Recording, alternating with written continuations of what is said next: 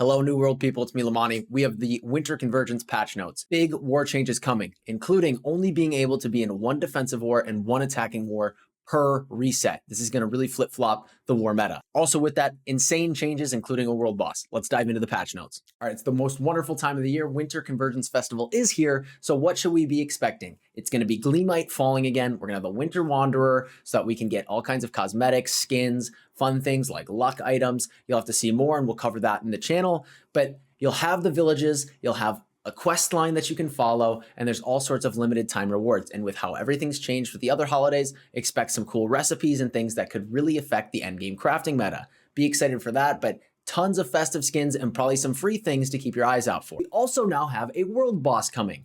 This is something that we are starting to see more and more as we progress towards raids. You see it with Turkulon. What I will say is, do not miss out on your Turkulon things. He will be gone after today. So go ahead, give some more shots at getting some of those items you might have missed. We have the Winter Warrior. There will be a couple of different spawns, probably the same as Turkulon, and there will be some seasonal rewards coming from him. I'm not sure what yet, but we'll get there when we get there. Next thing, Mutators. We have Starstone and Amrine. This is going to be really exciting for the PvE crowd. Going back to where we started, I'm sure many of you have not even touched some of this stuff since long, long ago. So go ahead and have some fun there. We also see some crafting and refining changes, discounts in relation to Azoth, but some interesting things that could potentially be done, specifically with things like cooking. We're having health and mana foods not be locked behind gated tiers. What does that mean? It's saying that, we have hearty meals, but then we also have those really crappy tier 1 meals. What are they going to be doing? There could be some potential for XP gains and cooking XP gains in the future. We'll have to see, cover that more. Again, things like stat potions, elemental recipes, and weapons and armor recipes, there are no longer gates behind tiers. So interesting, maybe some flip potential. With refining stations, not super huge. Biggest thing, all gem cutting is no longer gated, but gem fusions will be gated. So you could cut pretty much any gem at any level. Again, XP potential, we'll have to see. Be factionless. You could now join any company while you're unfactioned. So you could be a complete no team bound person. I'm sure then you can join wars and choose. Not sure how that affects what wars you would be able to join based on the company you join. We'll have to see. Definitely looking forward to some no faction play. Another thing that looks exciting, Group Finder active lobby counts. You will now be able to see from the map the active lobbies of each expedition, so you don't have to just dive into it and see, okay, nobody's there, or nobody's there, nobody's there. You can see every tier of the Mutators and the general expedition. Get excited for those. And then we'll also have a new heart rune, that being the Bile Bomb. We will cover that on the channel, give a little bit of an update, and we can dive into that once we get it.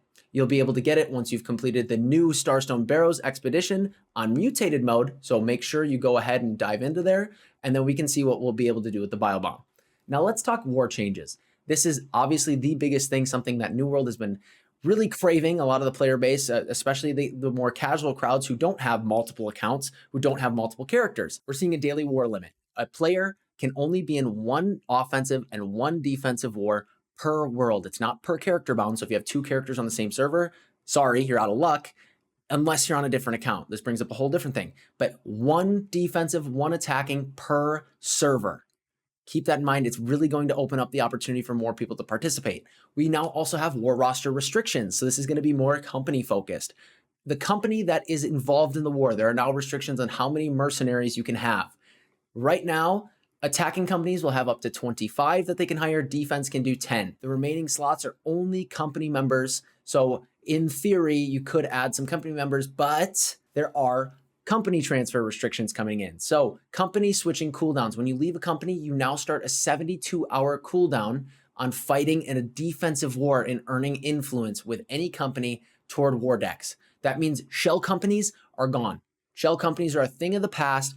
This cooldown starts as soon as a player leaves. So you cannot just sit there and switch companies to get into other wars. They're thinking about this. They've heard us. They know what they are looking for. And this is really big for all of us. There's also server transfer cooldowns coming as well. It is, instead of 3 days, you can now transfer every 30. So we can't just pull in people across the world to come fight in wars. It also gets rid of some cross-server trading aspects, which could be good in theory. In general, when we're looking at shell company mitigation, what does this mean? It's great for casual play. It's great for making sure there's more players that get involved in the endgame content of PvP, but it does promote people will be making second accounts completely. It's not just new characters. There will be people with plenty of new accounts and will still try to get into as many wars as possible. But it is much better than the current system if you're looking at it from a player engagement aspect. So it's exciting. If you haven't been able to participate in some of those, be ready, be excited. Winter Convergence is here. Thank you all for watching. Hit the links below. And if you need anything, let me know. But thank you for watching. Thank you for listening. And thank you to every single one of you for being you. Peace.